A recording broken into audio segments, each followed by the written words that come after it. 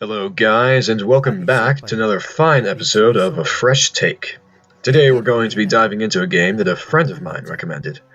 Jake, that's his name, and oh my, what a coincidence! I have no choice but to accept his recommendation with a name like that, was telling me some of what he heard of the game, that the trailers gave him some Breath of the Wild vibes.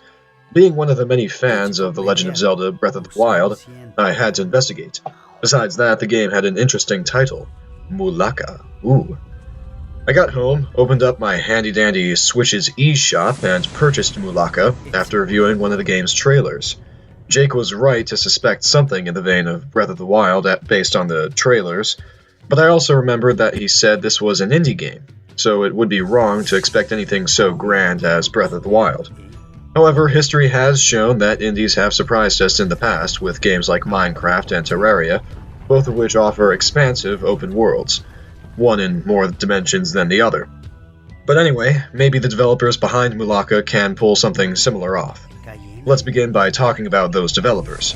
Let's get into it.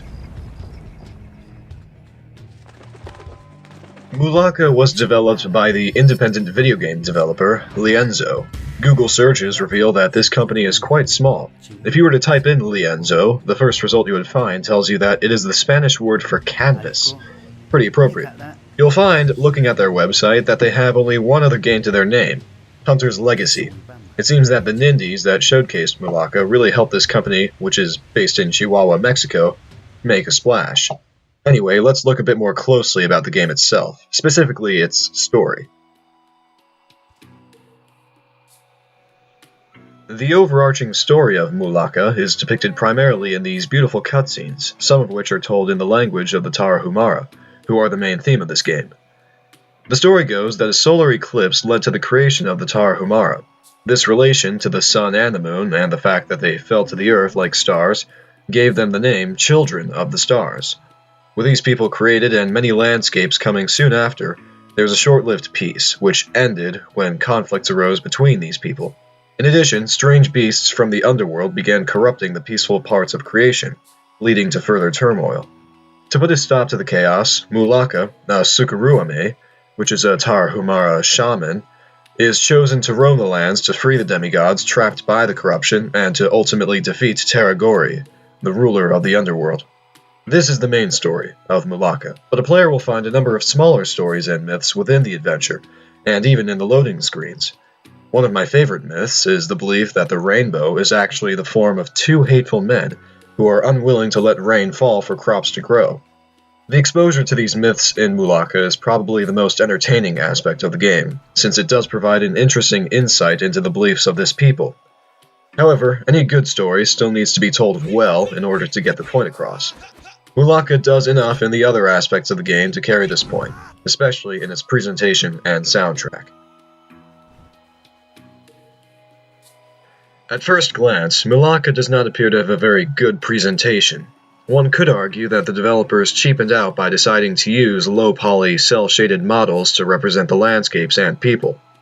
However, I think that this low-poly style works in the game's favor. In a game that is trying to depict an indigenous Mexican tribe, the low-poly style fits. The models of the people in particular remind me of Native American dolls.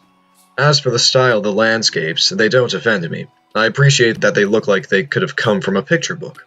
I also appreciate the movement of water in this game, specifically with the waterfalls.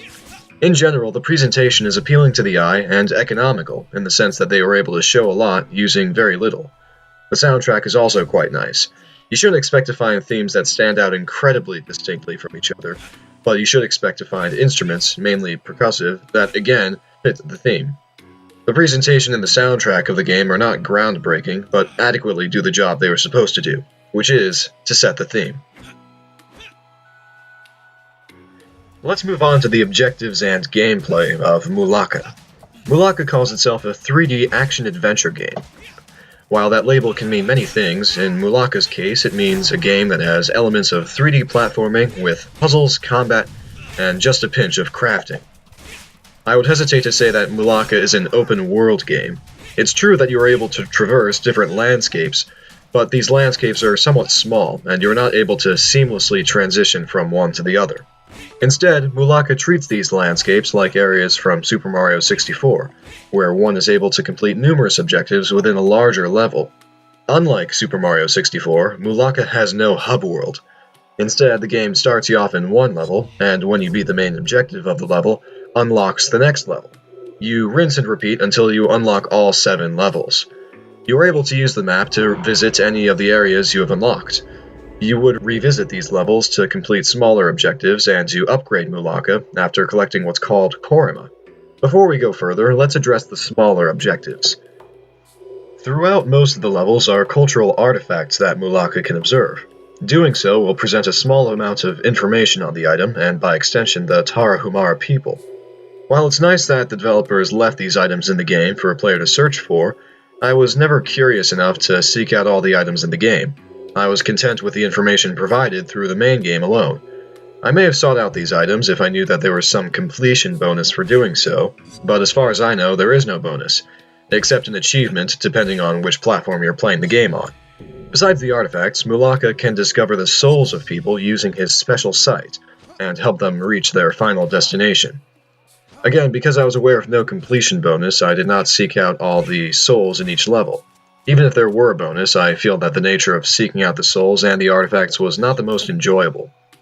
Part of the problem is the design of the levels. Sprinkled throughout the levels are invisible walls that more often than not prevent a player from freely exploring. The largest offender of this is the first level, which is an open desert that appears to be perfect for running all over. Fences, though, which appear to be easy to jump over, must be walked around in order to actually see what is on the other side. But hang on, I am getting a bit ahead of myself. Let's talk about the gameplay before we explore the objectives some more. Mulaka plays like a standard 3D platformer, where the player can run, jump, and perform attacks. Mulaka has a light attack and a strong attack at his disposal. Repeated button presses of either the light or the strong attack will produce small combos. During battle, Mulaka can also build up a special meter, which allows Mulaka to use a devastating finishing move, which is good for sweeping up smaller enemies and inflicting big damage on bosses. Mulaka has some other special abilities. I already mentioned his special sight, which can reveal souls. The special sight also reveals hints that point to objectives, hidden passages and platforms, and the HP of enemies. This special sight requires use of the magic meter, which regenerates after a few seconds, but can also be replenished using some items. However, this magic meter is not exclusive to the special sight. The magic meter also allows Mulaka to utilize his blessings from demigods. These blessings allow him to soar as a woodpecker, pounce as a puma, destroy rocks as a bear, and traverse water and freeze grass as a snake. The player would also use these abilities during boss fights, and to overstep or destroy obstacles. My favorite ability is the woodpecker, since it acts as a helpful double jump and is frequently used for challenging platforming segments. My least favorite ability is the bear, since I don't enjoy using it frequently in combat, and because it is very situational. Although pretty much every ability besides the woodpecker is quite situational. However, they are all somewhat enjoyable to use. To return to combat, Mulaka can also hurl his spear like a javelin to hit switches and send down flying enemies. I initially found that aiming was a bit sensitive, until I realized that the motion controls of the Joy-Con allowed aiming to be much more precise, so I ended up enjoying hurling the spear quite a bit, though I did not use it nearly as often as the light and heavy attacks. I should also mention that the heavy attack is required for situations where you have to disable a blocking enemy in order to attack it. One of the very interesting cultural beliefs of the Tarahumara is shown in Mulaka's health bar. Mulaka has a health bar which is separated into 3 squares. Each square represents one of Mulaka's souls. If Mulaka loses all 3 souls, it is game over. In order to protect each of your souls, you could use potions. These potions can restore lost souls, create explosive bombs, make defensive shields, and increase attack power. In order to obtain these potions, you have to craft items with what you find throughout the levels. I should say that the crafting system in this game is not incredibly impressive. You are unable to create more than the 4 potions I just mentioned, and you make them by collecting 3 or 4 units of a certain material. To call this a crafting system would be a little bit too generous. However, it gets the job done. It's a simple item system, but I think it suits this game pretty well. Now, as for the main objectives in each level, you'll primarily be searching for 3 stones. You can find these stones hidden in hard-to-reach jars, most of which can be found after getting trapped in an arena where you're forced to fight. You can also sometimes find the stones by solving these simple water puzzles, the only puzzles, by the way, that you'll see throughout the entire game. Once you've collected all 3 stones, you make your way to the newly opened door to face the boss of the level. None of these bosses are incredibly difficult, but some of them do force the player to think a bit, or at least the solution to beating some of them is not incredibly obvious. The more interesting bosses are the larger ones, especially the one you face before entering the underworld. It's always a good time when you get to take down a giant. Other than that, the bosses aren't too remarkable, but they are still definitely fun to face. Finally, I should address the most apparent issue that I've encountered in the game, the collision detection. The collision detection behaves pretty strangely in Mulaka. Part of the problem is that the use of certain abilities allows me to exploit the collision to skip certain boundaries to access artifacts earlier than intended. The other problem is that on more than one occasion, I've unintentionally clipped through boundaries like the floor, causing me to become less immersed in what I was doing previously. This is the first time I've played a game with collision that has behaved the way it did with me, and it makes me want to say that there was an element of laziness that prevented these mistakes from being properly ironed out. I understand that this is an indie game, and that no game is perfect, but I do think that these glitches are a bit easy to pull off. In conclusion, Mulaka is a good game. I know that much of what I've been saying about the game in this review seems somewhat negative. Mulaka is a simple and flawed game, but I can say that I've enjoyed it because of the platforming challenges, the combat, and especially the culture that is being presented. This game is far from perfect, but it is a game worth playing and supporting, because the people being represented and the people who made the game are also worth supporting. And so I would recommend Mulaka. The game is available on PS4, Xbox One, PC, and Switch, and is reasonably priced at $20.